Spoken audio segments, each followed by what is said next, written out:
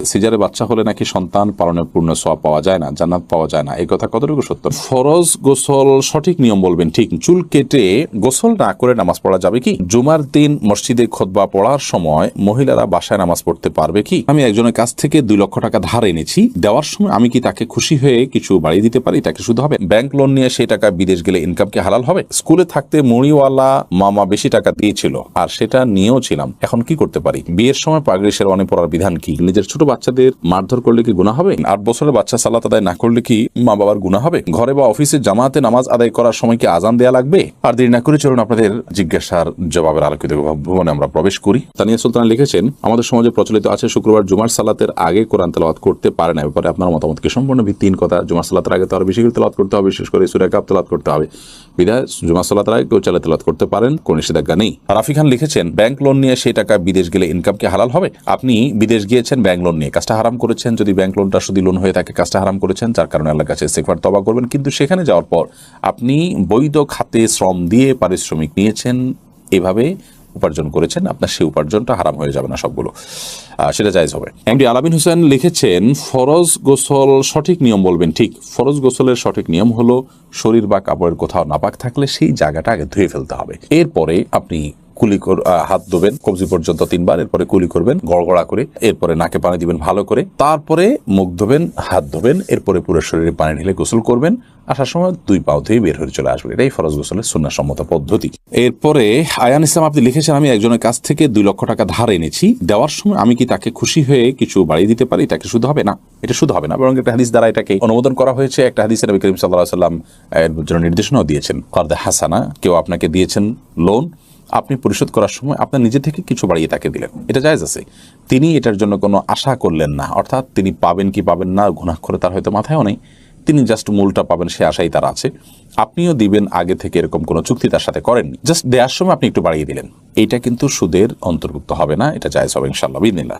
এরপরে বাবু আরসাদুজ্জামান আপনি লিখেছেন, চুল কেটে গোসল না করে নামাজ পড়া যাবে কি? চুল কাটার পর যদি আপনি গোসল না করেন তারপর নামাজ পড়তে পারেন, কারণ চুল কাটার পরে গোসল ফরজ হয় না। তবে হ্যাঁ, চুল কাটার পর চুল পড়তে পারে, বিশেষ করে মসজিদে যখন যাবেন মসজিদ নোংরা হতে পারে, সেজন্য আপনি যদি ভালো করে পরিষ্কার করেন মাথাকে, যে কোনো চুল পড়বে না, ঝরবে না, 1-2টা পড়তে পারে কিন্তু নর্মালি কোনো চুল পড়বে না, এরকম যদি আপনি সেটাকে ভালো করে ঝেড়ে নিতে পারেন, তাহলে আপনি গোসল করা ছাড়াও নামাজ পড়তে পারেন। বিশেষ করে অনেক সময় দেখা যায় চুল কাটার পরে এখন আমি গোসল করতে গেলে জামাত ছুটে যাবে, তাহলে আপনি জামাতকে অগ্রাধিকার দিয়ে গোসলকে বিলম্ব করবেন। চুল কাটলেই গোসল করতে হবে এমনটি বাধ্যতামূলক নয়, তবে আল্লাহর ঘর যাতে নোংরা না হয় সে দায়িত্ব আপনাকে নিতে হবে, অন্যথায় গোসল করে পুরো ফ্রেশ হয়ে তারপরে যাবেন। নয়নতারা সরকার এআইডি থেকে আপনি আমাদের ইসলামী প্রশ্নোত্তর পেজে প্রশ্ন করে লিখেছেন, স্কুলে থাকতে মুড়িওয়ালা মামা বেশি টাকা দিয়েছিল আর সেটা নিয়েও ছিলাম, এখন কি করতে পারি? মুড়িওয়ালা মামাকে যদি খুঁজে পান ফেরত দিবেন, আর খুঁজে না পাইলে মামার পক্ষ থেকে আপনি দান করে দিবেন, যে আল্লাহ এই টাকার সওয়াবটা সেই মুড়িওয়ালা মামার আমলনামা আপনি পৌঁছে দিন, কোন গরিব দুঃখীকে দান করে দিবেন।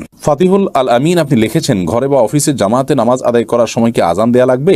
যদি আপনি পৃথক কোনো জায়গায় জামাতের অ্যারেঞ্জ করেন এবং সেখানে আপনি নিয়মিত জামাত করেন, বা আপনার সেটা মূল কোথাও জামাত হয়েছে তার থেকে অনেক দূরে, তাহলে সেক্ষেত্রে আপনি আজান দিবেন। আর যদি এমন হয় যে আপনি হঠাৎ করে এখন জামাতে শামিল হতে হচ্ছে, তাহলে আপনি একামত দিয়ে সেখানে জামাত করে ফেলবেন। এরপরে আফিয়া ইবনাত আনিসা আপনি লিখেছেন, 8 বছরের বাচ্চা সালাত আদায় না করলে কি মা বাবার গুনাহ হবে? না, এর কারণে মা বাবার গুনাহ হবে না, কারণ 7 বছরের সালাতের নির্দেশ করতে বলা হয়েছে, 10 বছরে সালাত না পড়লে শাসন করতে বলা হয়েছে। প্রাপ্তবয়স্ক হওয়ার সময় থেকে তার জন্য সালাত পড়াটা মূলত আবশ্যক। তো প্রাপ্তবয়স্ক হলে যেন সালাত পড়তে পারে সে, এই জন্য আগে থেকে তাকে অভ্যাস করে তোলা এটা মা বাবার কর্তব্য। সে তারা একেবারেই না করেন, ঢিলা দেন, এরপরে প্রাপ্তবয়স্কের উপর ছেলে নামাজ না পড়ে, তাহলে সেক্ষেত্রে বাবা মা অবশ্যই তার জন্য দায়ী থাকবেন। শারমিন নাইম লিখেছেন, জুমার দিন মসজিদে খুতবা পড়ার সময় মহিলারা বাসায় নামাজ পড়তে পারবে কি? জুমার দিন মসজিদে খুতবা চলুক কিংবা তার আগে হোক বা পরে হোক, ওয়াক্ত শুরু হয়ে গেছে জোহরের, যে কোনো সময় মায়েরা বাসায় নামাজ পড়তে পারবেন। খুতবার সময় নামাজ পড়া যাবে না মহিলার জন্য বাসায়, কোনো কথা নেই। হ্যাঁ, খুতবার সময় মসজিদে যারা আছেন তারা খুতবা শুনবেন, তারা নামাজ পড়বেন না, কিন্তু বাসা বাড়িতে আছেন মাইকে হয়তো শোনা যাচ্ছে, তাদের জন্য খুতবা শোনা ওয়াজিব নয়, কারণ তারা এই জমাতে শামিল হননি, যার কারণে তারা এরপর নামাজ পড়তে পারবেন। ক্যান্ডেলা আইডি থেকে আপনি লিখেছেন, বাবার জমির পরিমাণ থেকে মেয়েরা যদি ইচ্ছাকৃতভাবে ভাগ না নেয় তাহলে তার ভাইদের কি গুনাহ হবে? মেয়েরা যদি ইচ্ছাকৃতভাবে না নেয়, তাদের থাকার কারণে তারা ভাইদের জন্য ছাড় দিয়ে দিছে, সন্তুষ্ট চিত্তে সম্পূর্ণ কোনো পরিবেশের দ্বারা প্রভাবিত হয়ে না, তাহলে সেক্ষেত্রে সেটা জায়েজ আছে, কোনো অসুবিধা নেই, বাইরের গুনাহ হবে না। মিম এর দিকে আপনি লিখেছেন নিজের ছোট বাচ্চাদের মারধর করলে কি গুনাহ হবে?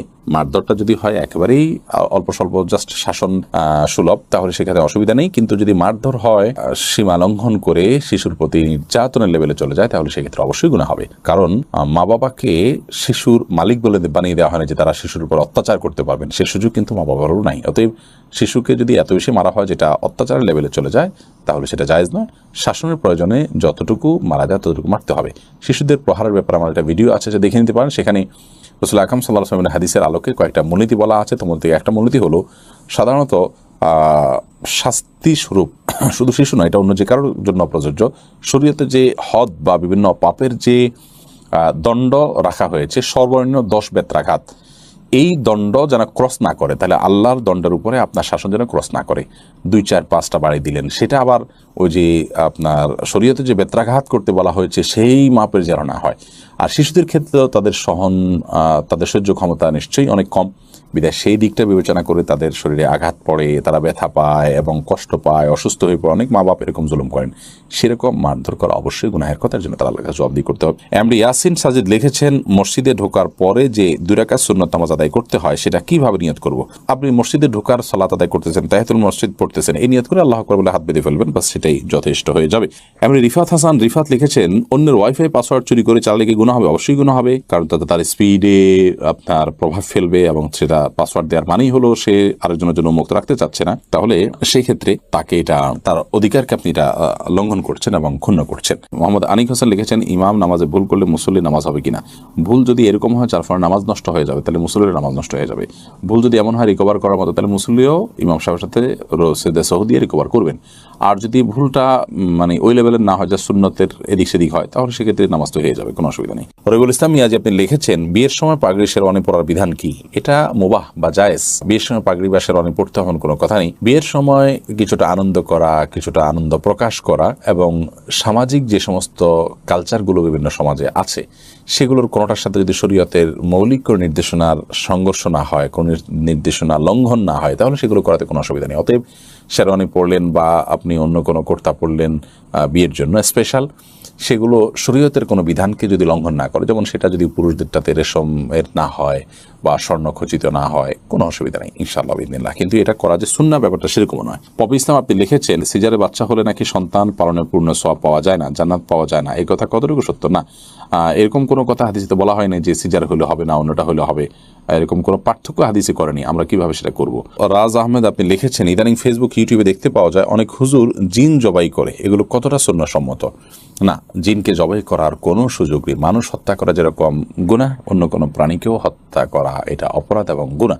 অতএব আপনার জিন আপনাকে বিরক্ত করছে, আপনার ডিস্টার্ব করছে, আপনাকে প্যারা দিচ্ছে, সেজন্য আপনি জিন ধরে আটকে ফেলবেন, মেরে ফেলবেন। রুকিয়া বা এই যে ঝাড়ফুঁক আছে, সেই ঝাড়ফুঁকের সুন্নাহ সম্মত পদ্ধতি বা শরীয়ত সম্মত পদ্ধতি এটি নয়। ইউটিউব চ্যানেল সাবস্ক্রাইব এবং ফলো করতে ভুলবেন না।